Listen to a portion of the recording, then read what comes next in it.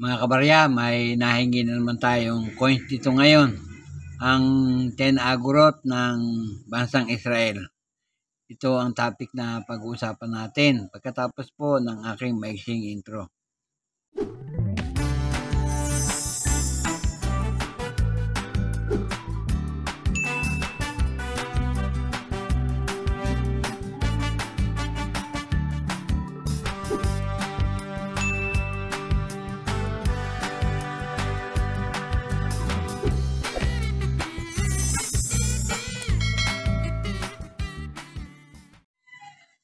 Magandang araw po sa inyong lahat, lalo sa aking mga kabarya at kapwa kolektor.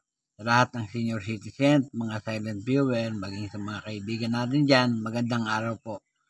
Meron po tayong nahinging coins dito sa ating harapan ngayon. Ang 10 agorot po ng bansang Israel. Ito po ay naihingi ko dun sa isa kong kapatid na nanggaling sa bansang Israel. Pag-usapan po natin. Sa harap na bahagi po ng bariyang ito ay makakita tayo ng isang palm tree. Yan po sa bandang gitna na may nakalawit pang bunga. Tapos ito ay may nakasulat na Arabic lettering at saka Hebrew sa bandang ibaba. Hebrew lettering po. Makikita nyo, simple-simple lang ang design ng kanilang pera. Yan po. Sa reverse na bahagi, ayun, makikita natin sa kanyang bandang gitna ang kanyang value. 10 agorot. Tapos po sa bandang ilalim, may nakasulot namang Hebrew lettering. Yan po. Makikita naman ninyo. Ang engraver po niyan ay si Gabriel Shamir. Saka si Maxim Shamil.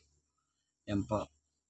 Kung titignan naman natin ang kanyang age, pinaka-edge po niya, plain.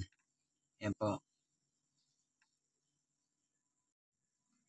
At yung pong ganyang klaseng barya ay ipinagawa nila sa 5 pagawaan ng barya. Unang-una sa Bern, Switzerland. Tapos sa government printing sa kanilang bansa, Israel Mint. Ikatatlo sa Jerusalem. Tapos yung ika-4 sa Kings Norton Metal, Birmingham, United Kingdom. At ang panghuli sa RCM, Royal Canadian Mint sa Ottawa, Canada. Yan po ang mga pagawaan ng pera na yan na kanilang barya na ginagamit. Yan nga pong barya na yan ay nanggaling sa bansang Israel. Ang ruling authority nila, State of Israel. Simula po 1948 hanggang sa kasalukuyan. Standard circulation po yan. Ang taon, 5720 up to 5737 sa kanilang kalendaryo, sa Hebrew calendar. Samantalang sa Gregorian calendar ay nag-umpisa po yan 1960 hanggang 1977. Yan po. Ang value niya, 10 agorot. Ang currency po nila, pounds. Ang komposisyon po niyan, aluminum bronze. 92% copper, 6% aluminum at 2% nickel.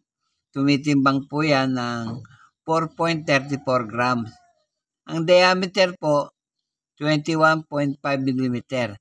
Ang kapal naman, 1.73 mm. Yan po. Ang hubog niya, bilog. Milled ang technique na ginamit at middle alignment ang orientation. Na demonetize na po yan.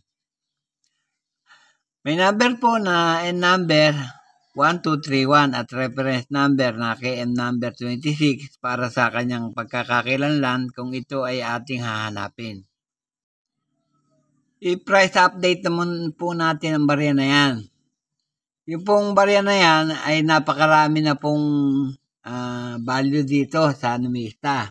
Magbuhat 1962 hanggang sa 1977, ayan. Pero yung pinakamataas na lamang po ang kukunin ko, yung 1969. Ang value po nung very good niyan ay 5 peso 0.60 centavos. Ganon din ang fine. Ang very fine po, 15 pesos. Yung extra fine, ganun din, 15 pesos. Yung almost uncirculated ay 31 pesos. At yung uncirculated po niyan ay 65 pesos. Dito naman po sa eBay, ang update price po niya nag-umpisa po sa 15.92 Canadian dollar. Yung pong ang unang presyo niya. Yung pangalawang presyo po, $29.15 US dollar po. Ayan. Yung pong may petsang 1973 po ang $29.15. Yung pong 1971, $32.39. Yan po ang presyo niyan.